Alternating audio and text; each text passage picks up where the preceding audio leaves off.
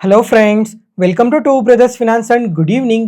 ಇವತ್ತಿನ market updates ಏನಂದರೆ, Sensex 503 points down ಆಗಿ 83,330ನಲ್ಲಿ ಕ್ಲೋಸ್ ಆಗಿದೆ.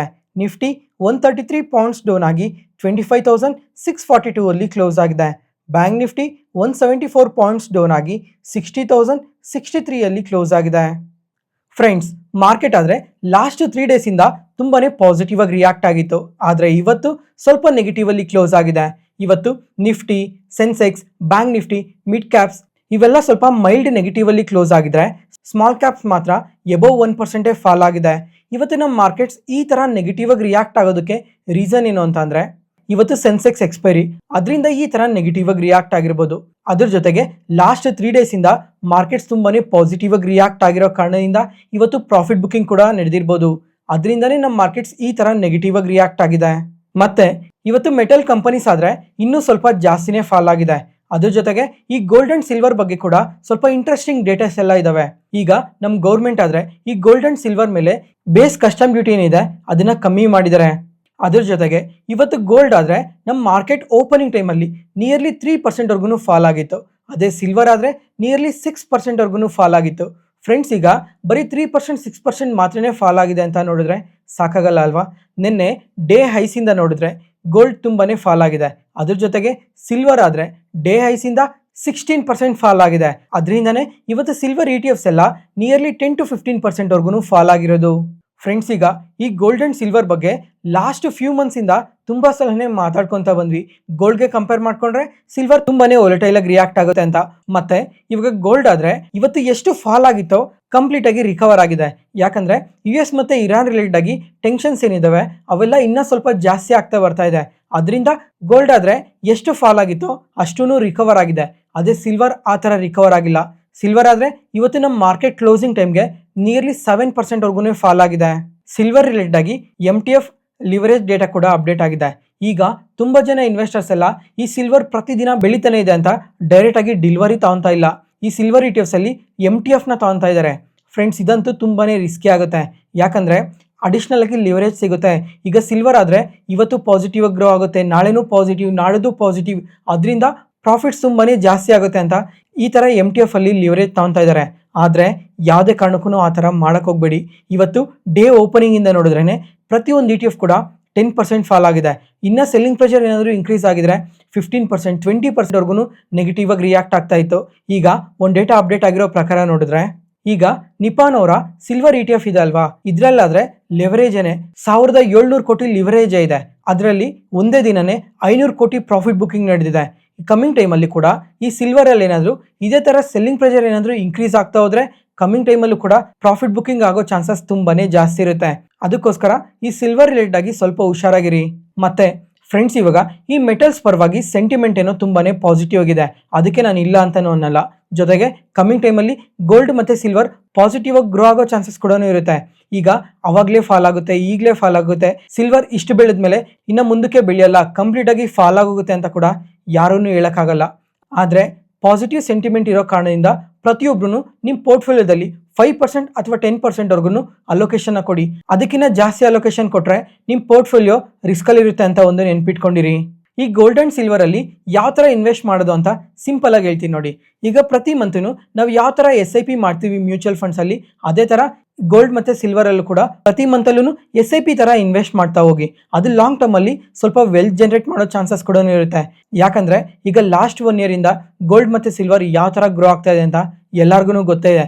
ಕಮಿಂಗ್ ಟೈಮಲ್ಲೂ ಅದೇ ತರನೇ ಗ್ರೋ ಆಗ್ಬೋದು ಅಂದ್ರೆ ಅದು ಹೇಳಕ್ಕಾಗಲ್ಲ. ಈಗ ಅನ್ಸರ್ಟಿಟೀಸ್ ಎಲ್ಲ ಅದೇ ತರ ಇನ್ಕ್ರೀಸ್ ಆಗ್ತಾ ಹೋದ್ರೆ ಗೋಲ್ಡ್ ಪಾಸಿಟಿವ್ ಆಗಿ ರಿಯಾಕ್ಟ್ ಆಗ್ಬೋದು. ಜೊತೆಗೆ ಇವಾಗ ಇಂಡಸ್ಟ್ರಿಯಲ್ ಡಿಮ್ಯಾಂಡ್ ಕೂಡ ಇದೇ ತರ ಇನ್ಕ್ರೀಸ್ ಆಗ್ತಾ ಹೋದ್ರೆ ಸಿಲ್ವರ್ ಕೂಡ ಸ್ವಲ್ಪ ಪಾಸಿಟಿವ್ ಆಗಿ ರಿಯಾಕ್ಟ್ ಆಗ್ಬೋದು. ಆದರೆ ಗೋಲ್ಡ್ಗೂ ಸಿಲ್ವರ್ಗೂ ತುಂಬಾನೇ ಡಿಫ್ರೆನ್ಸ್ ಇರುತ್ತೆ ಅಂತ ಮಾತ್ರ ನೆನ್ಪಿಟ್ಕೊಂಡಿರಿ.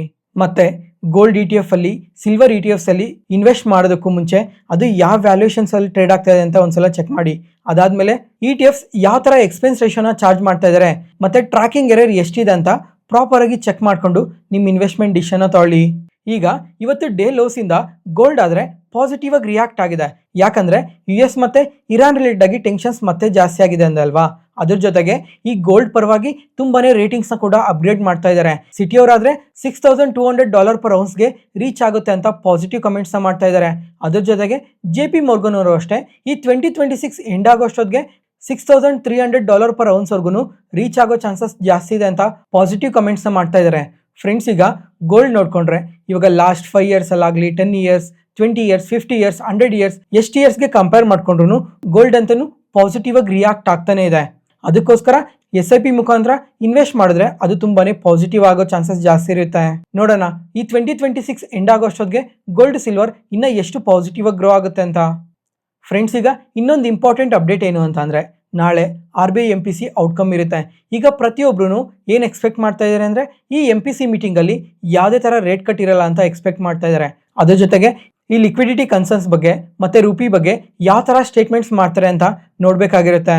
ಜೊತೆಗೆ 10 ಗಂಟೆಯಿಂದ 11 ಗಂಟೆ ಮಧ್ಯ ಮಾರ್ಕೆಟ್ಸ್ ಕೂಡ ಸ್ವಲ್ಪ ವೊಲಟೈಲ್ ಆಗಿ ರಿಯಾಕ್ಟ್ ಆಗೋ ಚಾನ್ಸಸ್ ಜಾಸ್ತಿನೇ ಇರುತ್ತೆ. ಅದಾದ್ಮೇಲೆ US ಪ್ರೆಸಿಡೆಂಟ್ ಆದ ಡೊನಾಲ್ಡ್ ಟ್ರಂಪ್ ಅವರು ಚೈನೀಸ್ ಪ್ರೆಸಿಡೆಂಟ್ ಜೊತೆ ಫೋನ್ ಕಾಲಲ್ಲಿ ಮಾತಾಡಿದ್ದಾರೆ. ಇವರಾದ್ರೆ ಈ ಟ್ರೇಡ್ ಬಗ್ಗೆ ಇವಾಗ ಪ್ರಪಂಚದಲ್ಲಿ ಈ ಜಿಯೋ ಪೊಲಿಟಿಕಲ್ ಅನ್ಸರ್ಟಿನೀಸ್ ಎಲ್ಲ ಏನ್ ನಡೀತಾ ಇದಾವೆ ಇದ್ರ ಬಗ್ಗೆ ಎಲ್ಲ ತುಂಬಾನೇ ಮಾತಾಡಿದ್ದಾರೆ. ಎಕ್ಸಾಂಪಲ್, ಇವಾಗ US ಮತ್ತೆ ಇರಾನ್ ರಿಲೇಟೆಡ್ ಆಗಿ ಏನ್ ಇಶ್ಯೂಸ್ ಕಾಣಿಸ್ತಾ ಇದಾವೆ ಅದ್ರ ಬಗ್ಗೆ ಮಾತಾಡಿದ್ದಾರೆ. ಮತ್ತೆ ಈ ರಷ್ಯಾ ಉಕ್ರೇನ್ ರಿಲೇಟೆಡ್ ಆಗೂ ಕೂಡ ಮಾತಾಡಿದ್ದಾರೆ. Next, market key updates. First, Hindustan aeronautics ಆದ್ರೆ ಇವತ್ತು 6% ಫಾಲ್ ಆಗಿದೆ. ನಿನ್ನೆ 6% ಫಾಲ್ ಆಗಿತ್ತು. ಲಾಸ್ಟ್ 5 days ಅಲ್ಲಿ 15% ಫಾಲ್ ಆಗಿದೆ. ಆಲ್ ಟೈಮ್ ಐಸಿಂದ ಆದ್ರೆ 23% ಫಾಲ್ ಆಗಿದೆ. ಫ್ರೆಂಡ್ಸ್, ಈಗ ನಿನ್ನೆ ವಿಡಿಯೋದಲ್ಲೇನೆ ಮೆನ್ಷನ್ ಮಾಡಿದ್ದೆ ಈ ಅಡ್ವಾನ್ಸ್ ಮಲ್ಟಿರೋಡ್ ಕಾಂಬ್ಯಾಕ್ಟ್ ಏರ್ಕ್ರಾಫ್ಟ್ ಪ್ರೋಗ್ರಾಮ್ ಅಲ್ಲಿ ಇವರು ಶಾರ್ಟ್ ಲಿಸ್ಟ್ ಆಗಿಲ್ಲ ಅಂತ. ಅದಕ್ಕೆ ಈಗ ಮೋರ್ಗನ್ ಸ್ಟ್ಯಾನ್ಲಿ ಅವರು ಈ ಪ್ರೈವೇಟ್ ಸೆಕ್ಟರ್ ಅಲ್ಲಿ ಕಾಂಪಿಟೇಷನ್ ತುಂಬಾನೇ ಇನ್ಕ್ರೀಸ್ ಆಗ್ತಾ ಇದೆ. ಜೊತೆಗೆ ಯಾವ ತರ ಎಕ್ಸಿಕ್ಯೂಟ್ ಮಾಡ್ತಾರೆ ಅಂತ ನೋಡ್ಬೇಕಾಗಿರುತ್ತೆ. ಜೊತೆಗೆ ಈ ತರ ಪ್ರೈವೇಟ್ ಸೆಕ್ಟರ್ ಅಲ್ಲಿ ಕಾಂಪಿಟೇಷನ್ ಇನ್ಕ್ರೀಸ್ ಆಗೋದ್ರಿಂದ ಇದು HALಗೆ ಸ್ವಲ್ಪ ನೆಗೆಟಿವ್ ಆಗುತ್ತೆ ಅಂತ ಹೇಳಿದ್ದಾರೆ. ಇವ್ರಿಗೆ ಅಂಡರ್ ವೇಟ್ ರೇಟಿಂಗ್ ನ ಕೊಟ್ಟು ಟಾರ್ಗೆಟ್ ಪ್ರೈಸ್ 34% ಕಟ್ ಮಾಡಿ ಇವಾಗ 3,355 rupees per share ಅಂತ ಅಪ್ಡೇಟ್ ಮಾಡಿದ್ದಾರೆ. ಫ್ರೆಂಡ್ಸ್, ಈಗ ಮುಂಚೆ ಆದ್ರೆ ಇವ್ರಿಗೆ ಈಕ್ವಲ್ ವೇಟ್ ರೇಟಿಂಗ್ ನ ಕೊಟ್ಟು 5,092 rupees ಅಂತ ಹೇಳಿದ್ದವರು ಇವಾಗಾದ್ರೆ 34% ಟಾರ್ಗೆಟ್ ಪ್ರೈಸ್ ನ ಕಟ್ ಮಾಡಿದ್ದಾರೆ. ಅದರಿಂದನೇ ಇವತ್ತು ಈ ತರ ನೆಗೆಟಿವ್ ಆಗಿ ರಿಯಾಕ್ಟ್ ಆಗಿರೋದು. ಮತ್ತೆ ಈ ತರ 6% ನೆಗೆಟಿವ್ ಆಗಿ ರಿಯಾಕ್ಟ್ ಆದ್ಮೇಲೆ ಶೇರ್ ಪ್ರೈಸ್ ಆದ್ರೆ ಸ್ವಲ್ಪ ರಿಕವರ್ ಆಗಿದೆ. ರಿಕವರಿಗೆ ರೀಸನ್ ಏನು ಅಂತಂದ್ರೆ ಲೈಟ್ ಕಾಂಬ್ಯಾಕ್ಟ್ ಏರ್ಕ್ರಾಫ್ಟ್ ಡೆಲಿವರಿ ಬಗ್ಗೆ ತುಂಬಾನೇ ಪಾಸಿಟಿವ್ ಕಮೆಂಟ್ಸ್ ಮಾಡಿದ್ದಾರೆ. ಈಗಾಗಲೇ 5 ಏರ್ಕ್ರಾಫ್ಟ್ ಡೆಲಿವರಿಗೆ ರೆಡಿ ಇದಾವೆ. ಮತ್ತೆ ಇನ್ನ 9 ಏರ್ಕ್ರಾಫ್ಟ್ ಆದ್ರೆ ಆಲ್ಮೋಸ್ಟ್ ರೆಡಿ ಇದಾವೆ. GA ಅವ್ರ ಕಡೆಯಿಂದ ಇಂಜಿನ್ಸ್ ಏನಾದ್ರು ಡೆಲಿವರ್ ಬಂತು ಅಂತ ಅಂದ್ರೆ ವಿತಿನ್ ಫ್ಯೂ ಮಂತ್ಸ್ ಅಲ್ಲಿ ಕಂಪ್ಲೀಟ್ ಆಗಿ ಡೆಲಿವರ್ ಮಾಡ್ತೀವಿ ಅಂತ ಅಪ್ಡೇಟ್ ಮಾಡಿದ್ದಾರೆ. ಅದರಿಂದನೇ ಶೇರ್ ಪ್ರೈಸ್ ಸ್ವಲ್ಪ ರಿಕವರ್ ಆಗಿರೋದು. ಮತ್ತೆ ಫ್ರೆಂಡ್ಸ್, ಈಗ ಮೋರ್ಗನ್ ಸ್ಟ್ಯಾನ್ಲಿ ಅವ್ರು ಹೇಳ್ದಂಗೆ ಈಕ್ವಲ್ ವೇಟ್ ರೇಟಿಂಗ್ ಮತ್ತೆ ಅಂಡರ್ ವೇಟ್ ರೇಟಿಂಗ್ ಕೊಟ್ಟಿದ್ದಾರಲ್ವಾ ಈ HALಗೆ, ಈ ಎರಡರ ಮಧ್ಯ ಡಿಫ್ರೆನ್ಸ್ ಏನಿದಾವೆ ಅಂತ ಜಸ್ಟ್ ಇವಾಗ ಸಿಂಪಲ್ ಆಗಿ ಹೇಳ್ತೀನಿ ನೋಡಿ. ಈಕ್ವಲ್ ವೇಟ್ ರೇಟಿಂಗ್ ಅಂದ್ರೆ ಹೋಲ್ಡ್ ರೇಟಿಂಗ್ ಅಥವಾ ನ್ಯೂಟ್ರಲ್ ರೇಟಿಂಗ್ ಅಂತ. ಅಂದ್ರೆ ಕಮಿಂಗ್ ಟೈಮಲ್ಲಿ ಈ ಕಂಪನಿ ತುಂಬಾನೇ ಪಾಸಿಟಿವ್ ಆಗೂ ಗ್ರೋ ಆಗಲ್ಲ, ಹಂಗಂತ ಕಂಪ್ಲೀಟ್ ಆಗಿ ಫಾಲೋ ಆಗೋಗಲ್ಲ ಅಂತ. ಈಗ ಪ್ರೆಸೆಂಟ್ ನೋಡಿದ್ರೆ HALಗೆ ಅಂಡರ್ ವೇಟ್ ರೇಟಿಂಗ್ ನ ಕೊಟ್ಟಿದ್ದಾರೆ. ಅಂದ್ರೆ ಕಮಿಂಗ್ ಟೈಮಲ್ಲಿ ಸ್ವಲ್ಪ ಸ್ಲೋ ಗ್ರೋತ್ ಇರ್ಬೋದು ಅಂತ ಈ ತರ ರೇಟಿಂಗ್ ನ ಕೊಟ್ಟಿರೋದು. ಫ್ರೆಂಡ್ಸ್, ಈಗ ನಾನು ರೀಸೆಂಟ್ ಆಗಿ ತುಂಬಾ ಸಲ ಮೆನ್ಷನ್ ಮಾಡಿದ್ದೆ, ಬಜೆಟ್ ಅಲ್ಲಿ ನೋಡಿದ್ರೆ ಈ ಡಿಫೆನ್ಸ್ ಸೆಕ್ಟರ್ ರಿಲೇಟೆಡ್ ಆಗಿ ಪ್ರಾಪರ್ ಆಗಿ ಅಲೋಕೇಶನ್ ಕೊಟ್ಟಿಲ್ಲ. ಅದರಿಂದ ಈ ಡಿಫೆನ್ಸ್ ಸೆಗ್ಮೆಂಟ್ ರಿಲೇಟೆಡ್ ಆಗಿ ಸ್ವಲ್ಪ ನೆಗೆಟಿವ್ ಸೆಂಟಿಮೆಂಟ್ ಇದೆ ಮಾರ್ಕೆಟ್ ಅಲ್ಲಿ. ಅದರಿಂದನೇ ಇವತ್ತು ಕಂಪನೀಸ್ ಎಲ್ಲ ಸ್ವಲ್ಪ ನೆಗೆಟಿವ್ ಆಗಿ ರಿಯಾಕ್ಟ್ ಆಗ್ತಾ ಇರೋದು. ಇವತ್ತು ಬರೀ HAL ಮಾತ್ರ ಎಲ್ಲ ನೆಗೆಟಿವ್ ಆಗಿ ರಿಯಾಕ್ಟ್ ಆಗಿರೋದು. ಇನ್ನ ತುಂಬಾನೇ ಕಂಪನೀಸ್ ಎಲ್ಲ ಇದೇ ತರ ನೆಗೆಟಿವ್ ಆಗಿ ರಿಯಾಕ್ಟ್ ಆಗಿದಾವೆ. ಆದ್ರೆ ನನ್ನ ಒಪಿನಿಯನ್ ಪ್ರಕಾರ ಹೇಳ್ಬೇಕಂದ್ರೆ ಈ ಡಿಫೆನ್ಸ್ ಸೆಕ್ಟರ್ ಅಲ್ಲಿ ತುಂಬಾನೇ ಒಳ್ಳೆ ಗ್ರೋತ್ ನ ಎಕ್ಸ್ಪೆಕ್ಟ್ ಮಾಡ್ಬೋದು. ಪ್ರೆಸೆಂಟ್ ಇವಾಗ ಸೆಂಟಿಮೆಂಟ್ ಚೆನ್ನಾಗಿಲ್ಲ ಅಷ್ಟೇ. ಕಮಿಂಗ್ ಟೈಮಲ್ಲಿ ಡಿಫೆನ್ಸ್ ಕಂಪನೀಸ್ಗೆ ಏನಾದ್ರು ಆರ್ಡರ್ಸ್ ಇನ್ಕ್ರೀಸ್ ಆದ್ರೆ ಮತ್ತೆ ಈ ಕಂಪನೀಸ್ ಪಾಸಿಟಿವ್ ಆಗಿ ರಿಯಾಕ್ಟ್ ಆಗೋ ಚಾನ್ಸಸ್ ಜಾಸ್ತಿನೇ ಇರುತ್ತೆ. ಅದ್ರ ಜೊತೆಗೆ ಏಪ್ರಿಲ್ ಮತ್ತೆ ಮೇ ಟೈಮಲ್ಲಿ ಆದ್ರೆ ಯುರೋಪಿಯನ್ ಕಂಟ್ರೀಸ್ ಇಂದ ಕೂಡ ತುಂಬಾನೇ ಡಿಫೆನ್ಸ್ ಆರ್ಡರ್ಸ್ ನ ಕೂಡ ಎಕ್ಸ್ಪೆಕ್ಟ್ ಮಾಡ್ಬೋದು. ಪ್ರತಿ ವರ್ಷ ಆ ಟೈಮಲ್ಲಿ ಒಂದಲ್ಲ ಒಂದು ಆರ್ಡರ್ಸ್ ಬರ್ತಾ ಇರ್ತವೆ. ಅದರಿಂದ ನೋಡೋಣ ಈ ಕಮಿಂಗ್ ಟೈಮಲ್ಲಿ ಡಿಫೆನ್ಸ್ ಸೆಕ್ಟರ್ ಯಾವ ತರ ಗ್ರೋ ಆಗುತ್ತೆ ಅಂತ. ನೆಕ್ಸ್ಟ್, ಎಕ್ಸಾವೇರ್ ಟೆಕ್ನಾಲಜೀಸ್ ಆದ್ರೆ ಇವತ್ತು 10% ಫಾಲ್ ಆಗಿದೆ. ಈ ಕ್ವಾರ್ಟರ್ ಅಲ್ಲಿ ಇವರು ಕಂಪ್ಲೀಟ್ಲಿ ವೀಕ್ ರಿಸಲ್ಟ್ಸ್ ನ ಪೋಸ್ಟ್ ಮಾಡಿದ್ದಾರೆ. ರೆವಿನ್ಯೂಸ್ ಆದ್ರೆ 10% ಇನ್ಕ್ರೀಸ್ ಆಗಿದೆ ಇಯರ್ ಆನ್ ಇಯರ್ ಅಲ್ಲಿ. ಪ್ರಾಫಿಟ್ಸ್ ಆದ್ರೆ ಇಯರ್ ಆನ್ ಇಯರ್ ಅಲ್ಲಿ ಕ್ವಾರ್ಟರ್ ಆನ್ ಕ್ವಾರ್ಟರ್ ಅಲ್ಲಿ ಕಂಪ್ಲೀಟ್ ಆಗಿ ಡ್ರಾಪ್ ಆಗಿದೆ.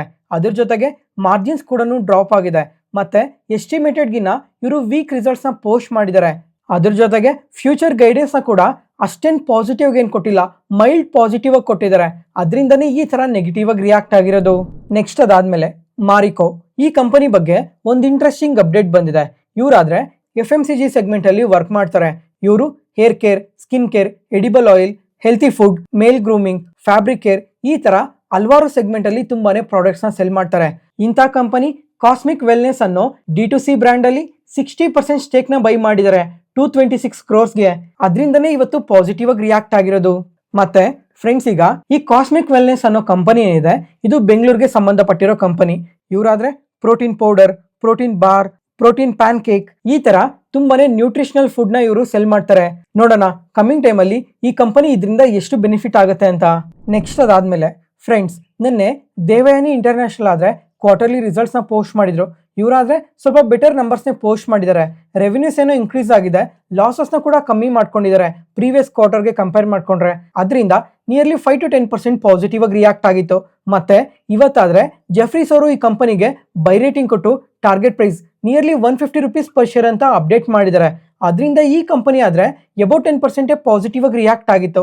ಅದ್ರ ಜೊತೆಗೆ ಇನ್ನ ಸ್ಟ್ರಾಂಗ್ ಬೈಯಿಂಗ್ ಸೆಂಟಿಮೆಂಟ್ ಇರೋ ಕಾರಣದಿಂದ ಈ QSR ಸೆಗ್ಮೆಂಟ್ ಅಲ್ಲಿ ವರ್ಕ್ ಮಾಡೋ ಕಂಪನೀಸ್ ಕೂಡ ಇವತ್ತು ಅಬೌವ್ 5% ಪಾಸಿಟಿವ್ ಆಗಿ ರಿಯಾಕ್ಟ್ ಆಗಿದಾವೆ. ಎಕ್ಸಾಂಪಲ್ ಇವಾಗ ವೆಸ್ಟ್ ಲೈಫ್, ಜೂಬ್ಲಿಯಂಟ್ ಫುಡ್ ವರ್ಕ್ಸ್ ಈ ಕಂಪನೀಸ್ ಇವತ್ತು ಅಬೌವ್ 5% ಪಾಸಿಟಿವ್ ಆಗಿ ರಿಯಾಕ್ಟ್ ಆಗಿದಾವೆ. ನೆಕ್ಸ್ಟ್ ಅದಾದ್ಮೇಲೆ ಕಮಿನ್ಸ್ ಇಂಡಿಯಾ ಈ ಕಂಪನಿ ಆದ್ರೆ ಇವತ್ತು ಡೇ ಲೋಸ್ ಇಂದ 8% ರಿಕವರ್ ಆಗಿದೆ. ಯಾಕಂದ್ರೆ ಈ ಕ್ವಾರ್ಟರ್ ಅಲ್ಲಿ ಇವರು ಕಂಪ್ಲೀಟ್ಲಿ ವೀಕ್ ರಿಸಲ್ಟ್ಸ್ ನ ಪೋಸ್ಟ್ ಮಾಡಿದ್ರು. ಜೊತೆಗೆ ಪ್ರಾಫಿಟ್ಸ್ ಕೂಡ ಡ್ರಾಪ್ ಆಗಿದೆ. ಕ್ವಾರ್ಟರ್ ಬೇಸಿಸ್ ಅಲ್ಲಿ ನೋಡಿದ್ರು ಕಂಪ್ಲೀಟ್ಲಿ ವೀಕ್ ರಿಸಲ್ಟ್ಸ್ ನ ಪೋಸ್ಟ್ ಮಾಡಿದ್ದಾರೆ. ಆದ್ರೆ ಕಾನ್ಕಾಲ್ ಅಲ್ಲಿ ಮ್ಯಾನೇಜ್ಮೆಂಟ್ ಮಾತ್ರ ತುಂಬಾನೇ ಪಾಸಿಟಿವ್ ಕಮೆಂಟ್ಸ್ ಮಾಡಿದ್ದಾರೆ. ಕಮಿಂಗ್ ಟೈಮ್ ಅಲ್ಲಿ ಡಬಲ್ ಡಿಜಿಟ್ ಗ್ರೋತ್ ನ ಪೋಸ್ಟ್ ಮಾಡ್ತೀವಿ. ಅದ್ರ ಜೊತೆಗೆ ಈ ಡೇಟಾ ಸೆಂಟರ್ ರಿಲೇಟೆಡ್ ಆಗೂನು ತುಂಬಾನೇ ಸ್ಟ್ರಾಂಗ್ ಆರ್ಡರ್ ಬುಕ್ ಇದೆ. ಅದರಿಂದ ಕಮಿಂಗ್ ಟೈಮ್ ಅಲ್ಲಿ ಡೇಟಾ ಸೆಂಟರ್ ರಿಲೇಟೆಡ್ ಆಗಿ ತುಂಬಾನೇ ಪಾಸಿಟಿವ್ ಆಗಿ ಗ್ರೋ ಆಗ್ತೀವಿ ಅಂತ ಕಮೆಂಟ್ಸ್ ಮಾಡಿದ್ದಾರೆ.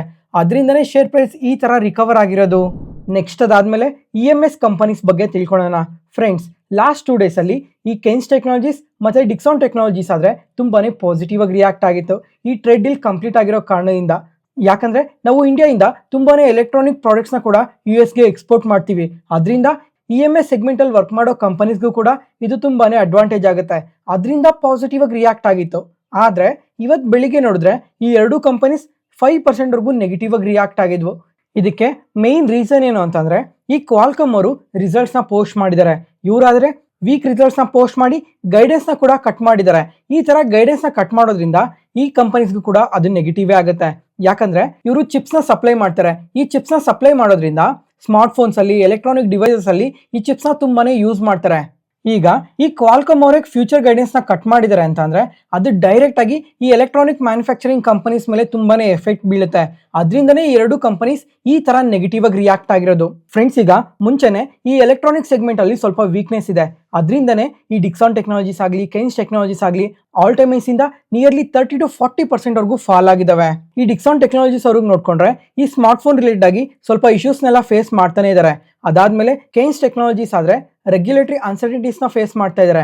ಅದ್ರ ಜೊತೆಗೆ ಈ ಎರಡು ಕಂಪನೀಸ್ ಹೈಯರ್ ವ್ಯಾಲ್ಯೂಷನ್ಸ್ ಅಲ್ಲಿ ಕೂಡ ಟ್ರೇಡ್ ಆಗ್ತಾ ಇದಾವೆ. ಮತ್ತೆ ವರ್ಕಿಂಗ್ ಕ್ಯಾಪಿಟಲ್ ಇಶ್ಯೂ ಈ ತರ ತುಂಬಾನೇ ಇಶ್ಯೂಸ್ ನ ಫೇಸ್ ಮಾಡ್ತಾ ಇರೋ ಕಾರಣದಿಂದ ಈ ರೀಸೆಂಟ್ ಟೈಮ್ ಅಲ್ಲಿ ತುಂಬಾನೇ ಕರೆಕ್ಟ್ ಆಗಿದ್ವು. ಇದ್ರ ಜೊತೆಗೆ ಇವಾಗ ಹೊಸದಾಗಿ ಇವ್ರ ಕಡೆಯಿಂದ ಕೂಡ ಇನ್ನೊಂದು ಪ್ರಾಬ್ಲಮ್ ಬಂದಿದೆ. ಅದರಿಂದ ಕೂಡ ಈ ಕಂಪನೀಸ್ಗೆ ತುಂಬಾನೇ ಎಫೆಕ್ಟ್ ಆಗುತ್ತೆ. ಜೊತೆಗೆ ಈ ಕ್ವಾರ್ಟರ್ ಅಲ್ಲಿ ಡಿಕ್ಸಾನ್ ಟೆಕ್ನಾಲಜೀಸ್ ಅವ್ರ ರಿಸಲ್ಟ್ಸ್ ನೋಡಿದ್ರೆ ತುಂಬಾನೇ ಸ್ಟ್ರಾಂಗ್ ಆಗಿ ಏನು ಪೋಸ್ಟ್ ಮಾಡಿಲ್ಲ. ರೆವಿನ್ಯೂಸ್ ಆದ್ರೆ 2% ಗ್ರೋತ್ ಇದೆ. ಪ್ರಾಫಿಟ್ಸ್ ಆದ್ರೆ 68% ಮಾತ್ರನೇ ಗ್ರೋತ್ ಇರೋದು. ಅದು ಇಯರ್ ಆನ್ ಇಯರ್ ಕಂಪ್ಯಾರಿಸನ್ ಅಲ್ಲಿ ಒಳ್ಳೆ ಗ್ರೋತ್ ಅಂತ ಕಾಣಿಸುತ್ತೆ. ಕ್ವಾರ್ಟರ್ ಆನ್ ಕ್ವಾರ್ಟರ್ ಅಲ್ಲಿ ನೋಡಿದ್ರೆ ನಿಯರ್ಲಿ 40% ಪ್ರಾಫಿಟ್ಸ್ ಡ್ರಾಪ್ ಆಗಿದೆ. ಮತ್ತೆ ಈ ಕೆನ್ಸ್ ಟೆಕ್ನಾಲಜೀಸ್ ನೋಡಿದ್ರೆ ಇವತ್ತು ರಿಸಲ್ಟ್ಸ್ ನ ಪೋಸ್ಟ್ ಮಾಡ್ತಾರೆ. ನೋಡ್ಬೇಕು ಈ ಕ್ವಾರ್ಟರ್ ಅಲ್ಲಿ ಇವರು ಯಾವ ತರ ರಿಸಲ್ಟ್ಸ್ ನ ಪೋಸ್ಟ್ ಮಾಡ್ತಾರೆ ಅಂತ. ಯಾಕಂದ್ರೆ ರೀಸೆಂಟ್ ಆಗಿ ಒಂದ್ಸಲ ಮಾತಾಡ್ಕೊಂಡಿದ್ವಿ, ಈ ಕಂಪನಿ ಫಿನಾನ್ಷಿಯಲ್ಸ್ ಅಲ್ಲಿ ಸ್ವಲ್ಪ ಇಶ್ಯೂಸ್ ಎಲ್ಲ ತುಂಬಾನೇ ಜಾಸ್ತಿ ಇದಾವೆ. ಅದರಿಂದ ಈ ಕ್ವಾರ್ಟರ್ ಅಲ್ಲಿ ಇವರು ಯಾವ ತರ ರಿಸಲ್ಟ್ಸ್ ನ ಪೋಸ್ಟ್ ಮಾಡ್ತಾರೆ, ಗೈಡೆನ್ಸ್ ಯಾವ ತರ ಕೊಡ್ತಾರೆ, ಜೊತೆಗೆ ಅನಲಿಸ್ಟ್ ಎಸ್ಟಿಮೇಟೆಡ್ ಗಿನ್ನ ಬೆಟರ್ ರಿಸಲ್ಟ್ಸ್ ನ ಪೋಸ್ಟ್ ಮಾಡ್ತಾರಾ ಇಲ್ವಾ ಅಂತ ಟ್ರ್ಯಾಕ್ ಮಾಡೋದು ತುಂಬಾನೇ ಇಂಪಾರ್ಟೆಂಟ್ ಆಗಿರುತ್ತೆ. ಫ್ರೆಂಡ್ಸ್, ಇವತ್ತು ಈ ಕಂಪನಿ ರಿಸಲ್ಟ್ಸ್ ನ ಪೋಸ್ಟ್ ಮಾಡ್ತಾರೆ. ನಮ್ಮ ಮಾರ್ಕೆಟ್ ಕ್ಲೋಸ್ ಆಗೋ ಟೈಮ್ ವರ್ಗು ಇವ್ರು ಇನ್ನ ರಿಸಲ್ಟ್ಸ್ ನ ಪೋಸ್ಟ್ ಮಾಡಿಲ್ಲ. ನೋಡೋಣ ಸಾಯಂಕಾಲನೋ ಅಥವಾ ರಾತ್ರಿ ಏನಾದ್ರು ರಿಸಲ್ಟ್ಸ್ ನ ಪೋಸ್ಟ್ ಮಾಡಿದ್ರೆ ಅದನ್ನ ವಾಟ್ಸ್ಆಪ್ ಚಾನಲ್ ಅಲ್ಲಿ ಶೇರ್ ಮಾಡಿರ್ತೀನಿ, ಒಂದ್ಸಲ ಚೆಕ್ ಮಾಡಿ. ಅದಾದ್ಮೇಲೆ ಇವತ್ತು ಮೋರ್ಗನ್ ಸ್ಟ್ಯಾನ್ಲಿ ಅವರು ಕೂಡ EMS ಸೆಕ್ಟರ್ ಬಗ್ಗೆ ಮಾತಾಡಿದ್ದಾರೆ. ಈಗ ಈ ಡಿಕ್ಸಾನ್ ಟೆಕ್ನಾಲಜೀಸ್ ಮತ್ತೆ ಕೆನ್ಸ್ ಟೆಕ್ನಾಲಜೀಸ್ ನ ಕನ್ಸಿಡರ್ ಮಾಡೋದಕ್ಕಿಂತ ಈ ಸೆಗ್ಮೆಂಟ್ ಅಲ್ಲಿ ಇನ್ನೊಂದು ಕಂಪನಿ ಇದೆ. ಲಾಸ್ಟ್ 4 quarters ಇಂದ ನೋಡಿದ್ರು ತುಂಬಾ ಒಳ್ಳೆ ರಿಸಲ್ಟ್ಸ್ ನ ಪೋಸ್ಟ್ ಮಾಡ್ತಾ ಇದೆ. ಈ ಕಂಪನಿನ ಸ್ವಲ್ಪ ಕಾನ್ಸಂಟ್ರೇಟ್ ಮಾಡಿ ಅಂತ ಹೇಳಿದ್ದಾರೆ. ಅದೇ ಸಿರ್ಮಾ SGS. ಈ ಕಂಪನಿ ಆದ್ರೆ ರೀಸೆಂಟ್ ಆಗಿ ಕ್ವಾರ್ಟರ್ಲಿ ರಿಸಲ್ಟ್ಸ್ ನ ಪೋಸ್ಟ್ ಮಾಡಿದ್ರು. ತುಂಬಾನೇ ಒಳ್ಳೆ ರಿಸಲ್ಟ್ಸ್ ನ ಪೋಸ್ಟ್ ಮಾಡಿದ್ದಾರೆ. ಇಯರ್ ಆನ್ ಇಯರ್ ಅಲ್ಲಿ ರೆವಿನ್ಯೂಸ್ ಆದ್ರೆ 45% ಇನ್ಕ್ರೀಸ್ ಆಗಿದೆ. ಪ್ರಾಫಿಟ್ಸ್ 109% ಇನ್ಕ್ರೀಸ್ ಆಗಿದೆ. ಜೊತೆಗೆ ಕ್ವಾರ್ಟರ್ ಆನ್ ಕ್ವಾರ್ಟರ್ ಅಲ್ಲಿ ನೋಡಿದ್ರು ತುಂಬಾ ಒಳ್ಳೆ ರಿಸಲ್ಟ್ಸ್ ನ ಪೋಸ್ಟ್ ಮಾಡಿದ್ರು. ಮತ್ತೆ ಮ್ಯಾನೇಜ್ಮೆಂಟ್ ಕೂಡ ಪಾಸಿಟಿವ್ ಗೈಡೆನ್ಸ್ ನ ಕೊಟ್ಟಿದ್ದಾರೆ. ಅದರಿಂದನೇ ಈ ಕಂಪನಿ ರೀಸೆಂಟ್ ಆಗಿ ಪಾಸಿಟಿವ್ ಆಗಿ ರಿಯಾಕ್ಟ್ ಆಗಿತ್ತು. ಜೊತೆಗೆ ಮೋರ್ಗನ್ ಸ್ಟ್ಯಾನ್ಲಿ ಅವರು ಕೂಡ ಅದೇ ಹೇಳ್ತಾ ಇದ್ದಾರೆ, EMS ಸೆಗ್ಮೆಂಟ್ ಅಲ್ಲಿ ಈ ಎರಡು ಕಂಪನೀಸ್ಗಿನ್ನ ಇವರೇ ಪಾಸಿಟಿವ್ ಆಗಿ ಗ್ರೋ ಆಗ್ತಾ ಇದ್ದಾರೆ. ಅದರಿಂದ ಈ ಕಂಪನಿಗೆ ಓವರ್ವೇಟ್ ರೇಟಿಂಗ್ ನ ಕೊಟ್ಟು ಟಾರ್ಗೆಟ್ ಪ್ರೈಸ್ $922 ಪರ್ ಶೇರ್ ಅಂತ ಅಪ್ಡೇಟ್ ಮಾಡಿದ್ದಾರೆ. ಅದ್ರ ಜೊತೆಗೆ ಮೋರ್ಗನ್ ಸ್ಟ್ಯಾನ್ಲಿ ಅವರಾದ್ರೆ ಇವಾಗ ಈ ಕೈನ್ಸ್ ಟೆಕ್ನಾಲಜೀಸ್ಗೆ ಈಕ್ವಲ್ ವೇಟ್ ರೇಟಿಂಗ್ ನ ಕೊಟ್ಟು ಟಾರ್ಗೆಟ್ ಪ್ರೈಸ್ $6,155 ಪರ್ ಶೇರ್ ಅಂತ ಹೇಳಿದ್ದಾರೆ. ಫ್ರೆಂಡ್ಸ್, ಈಗ ರೇಟಿಂಗ್ಸ್ ಏನೋ ಪರವಾಗಿಲ್ಲ, ಪಾಸಿಟಿವ್ ಆಗಿ ಕೊಟ್ಟಿದ್ದಾರೆ. ಆದರೆ ಈ ಕ್ವಾರ್ಟರ್ ಅಲ್ಲಿ ರಿಸಲ್ಟ್ಸ್ ಯಾವ ತರ ಪೋಸ್ಟ್ ಮಾಡ್ತಾರೆ ಅನ್ನೋದು ತುಂಬಾನೇ ಇಂಪಾರ್ಟೆಂಟ್ ಆಗಿರುತ್ತೆ. ನೋಡೋಣ ರಿಸಲ್ಟ್ಸ್ ಯಾವ ತರ ಪೋಸ್ಟ್ ಮಾಡ್ತಾರೆ ಅಂತ. ಅದಾದ್ಮೇಲೆ ಈ ಡಿಕ್ಸಾನ್ ಟೆಕ್ನಾಲಜೀಸ್ಗಾದ್ರೆ ಅಂಡರ್ ವೇಟ್ ರೇಟಿಂಗ್ ನ ಕೊಟ್ಟು ಟಾರ್ಗೆಟ್ ಪ್ರೈಸ್ $8,157 ಪರ್ ಶೇರ್ ಅಂತ ಹೇಳಿದ್ದಾರೆ. ಯಾಕಂದ್ರೆ ಇವರು ಈ ಮೊಬೈಲ್ PLI ರಿಲೇಟೆಡ್ ಆಗಿ ತುಂಬಾನೇ ಇಶ್ಯೂಸ್ ನ ಫೇಸ್ ಮಾಡ್ತಾ ಇದಾರಲ್ವಾ, ಆ ಕಾರಣದಿಂದ ಈ ತರ ಟಾರ್ಗೆಟ್ ಪ್ರೈಸ್ ನ ಕಟ್ ಮಾಡಿದ್ದಾರೆ. ನೋಡೋಣ ಕಮಿಂಗ್ ಟೈಮ್ ಅಲ್ಲಿ EMS ಸೆಗ್ಮೆಂಟ್ ಅಲ್ಲಿ ವರ್ಕ್ ಮಾಡೋ ಕಂಪನೀಸ್ ಎಲ್ಲ ಯಾವ ತರ ಗ್ರೋ ಆಗ್ತಾರೆ ಅಂತ. ನೆಕ್ಸ್ಟ್ ಅದಾದ್ಮೇಲೆ ಟ್ರೆಂಟ್ ಈ ಕಂಪನಿ ಆದ್ರೆ ಇವತ್ತು ಇಂಟ್ರಾಡೇ ಸೆಷನ್ ಅಲ್ಲಿ ನಿಯರ್ಲಿ 3% ವರೆಗೂ ಪಾಸಿಟಿವ್ ಆಗಿ ರಿಯಾಕ್ಟ್ ಆಗಿದೆ. ತುಂಬಾ ಕ್ವಾರ್ಟರ್ಸ್ ಆದ್ಮೇಲೆ ಟ್ರೆಂಟ್ ಅವರು ಎಸ್ಟಿಮೇಟೆಡ್ ಗಿನ್ನ ಸ್ವಲ್ಪ ಒಳ್ಳೆ ರಿಸಲ್ಟ್ಸ್ ನ ಪೋಸ್ಟ್ ಮಾಡಿದ್ದಾರೆ. ಅದರಿಂದನೇ ಈ ತರ ಪಾಸಿಟಿವ್ ಆಗಿ ರಿಯಾಕ್ಟ್ ಆಗಿರೋದು. ಈಗ ಇಯರ್ ಆನ್ ಇಯರ್ ಅಲ್ಲಿ ರೆವಿನ್ಯೂಸ್ ಆದ್ರೆ 15% ಇನ್ಕ್ರೀಸ್ ಆಗಿದೆ, ಪ್ರಾಫಿಟ್ಸ್ 7% ಇನ್ಕ್ರೀಸ್ ಆಗಿದೆ. ಜೊತೆಗೆ ಕ್ವಾರ್ಟರ್ ಆನ್ ಕ್ವಾರ್ಟರ್ ಅಲ್ಲಿ ನೋಡಿದ್ರೆ ರೆವಿನ್ಯೂಸ್ ಆದ್ರೆ 11% ಇನ್ಕ್ರೀಸ್ ಆಗಿದೆ, ಪ್ರಾಫಿಟ್ಸ್ 36% ಇನ್ಕ್ರೀಸ್ ಆಗಿದೆ. ಅದ್ರ ಜೊತೆಗೆ ಇವ್ರ ಸ್ಟೋರ್ ಕೌಂಟ್ ಕೂಡ ತುಂಬಾನೇ ಇನ್ಕ್ರೀಸ್ ಆಗಿದೆ. ಈ ಕ್ವಾರ್ಟರ್ ಅಲ್ಲಿ ನೋಡಿದ್ರು ವೆಸ್ಟ್ ಸೈಡ್ ಅಲ್ಲಿ 17 ಸ್ಟೋರ್ಸ್ ನ ಓಪನ್ ಮಾಡಿದ್ದಾರೆ, ಝೂಡಿಯೋದಲ್ಲಿ 48 ಸ್ಟೋರ್ಸ್ ನ ಓಪನ್ ಮಾಡಿದ್ದಾರೆ, ಮತ್ತೆ UAE ಅಲ್ಲೂ ಕೂಡ ಒಂದು ಹೊಸ ಸ್ಟೋರ್ ನ ಓಪನ್ ಮಾಡಿದ್ದಾರೆ. ಮತ್ತೆ ಈ Q3 ಎಂಡ್ ಆಗೋ ಅಷ್ಟೊತ್ತಿಗೆ ವೆಸ್ಟ್ ಸೈಡ್ ಟೋಟಲ್ ಸ್ಟೋರ್ಸ್ ಬಂದು 278ಗೆ ರೀಚ್ ಆಗಿದೆ. ಅದೇ ಝೂಡಿಯೋದಾದ್ರೆ 854ಗೆ ರೀಚ್ ಆಗಿದೆ. ಇನ್ಕ್ಲೂಡಿಂಗ್ ಈಗ UAE ಅಲ್ಲೂ ಕೂಡ ಸ್ಟೋರ್ಸ್ ನ ಓಪನ್ ಮಾಡಿದಾರಲ್ವಾ, ಆ ಎಲ್ಲಾ ಸ್ಟೋರ್ಸ್ ಕೌಂಟ್ ಆಗಿ 854ಗೆ ರೀಚ್ ಆಗಿರೋದು. ಫ್ರೆಂಡ್ಸ್, ಈಗ ಈ ಫೆಸ್ಟಿವಲ್ ಸೀಸನ್ ಇದ್ದಿದ್ದ ಕಾರಣದಿಂದ ಸೇಲ್ಸ್ ಈ ತರ ಈ ಕ್ವಾರ್ಟರ್ ಅಲ್ಲಿ ಇನ್ಕ್ರೀಸ್ ಆಗಿದೆ. ನೋಡೋಣ ಕಮಿಂಗ್ ಕ್ವಾರ್ಟರ್ಸ್ ಅಲ್ಲಿ ಇನ್ನ ಯಾವ ತರ ಸೇಲ್ಸ್ ಇಂಪ್ರೂವ್ ಮಾಡ್ಕೊಂತಾರೆ ಅಂತ. ಮತ್ತೆ ಅನಲಿಸ್ಟ್ ಆದ ಸಿಟಿ ಅವರಾದ್ರೆ ಈ ಕಂಪನಿಗೆ ಸೆಲ್ ರೇಟಿಂಗ್ ನೇ ಕೊಟ್ಟಿದ್ದಾರೆ, ಗೋಲ್ಡ್ಮ್ಯಾನ್ ಸ್ಯಾಕ್ಸ್ ಅವರು ನ್ಯೂಟ್ರಲ್ ರೇಟಿಂಗ್ ಕೊಟ್ಟಿದ್ದಾರೆ, ಜೆಫ್ರೀಸ್ ಅವರು ಹೋಲ್ಡ್ ರೇಟಿಂಗ್ ಕೊಟ್ಟಿದ್ದಾರೆ. ಯಾಕಂದ್ರೆ ಈಗ ಈ ಫೆಸ್ಟಿವಲ್ ಸೀಸನ್ ಇದ್ದಿದ್ದ ಕಾರಣದಿಂದನೇ ಈ ಕ್ವಾರ್ಟರ್ ಅಲ್ಲಿ ಸ್ವಲ್ಪ ಬೆಟರ್ ರಿಸಲ್ಟ್ಸ್ ನ ಪೋಸ್ಟ್ ಮಾಡಿದ್ದಾರೆ. ಆದ್ರೆ ಕಮಿಂಗ್ ಟೈಮ್ ಅಲ್ಲಿ ಇದು ಲಾಂಗ್ ಟರ್ಮ್ ಅಲ್ಲಿ ಸಸ್ಟೈನ್ ಆಗಲ್ಲ ಅಂತ ಹೇಳ್ತಾ ಇದ್ದಾರೆ. ನೋಡೋಣ ಕಮಿಂಗ್ ಕ್ವಾರ್ಟರ್ಸ್ ಅಲ್ಲಿ ಇವರು ಯಾವ ತರ ರಿಸಲ್ಟ್ಸ್ ನ ಪೋಸ್ಟ್ ಮಾಡ್ತಾರೆ ಅಂತ.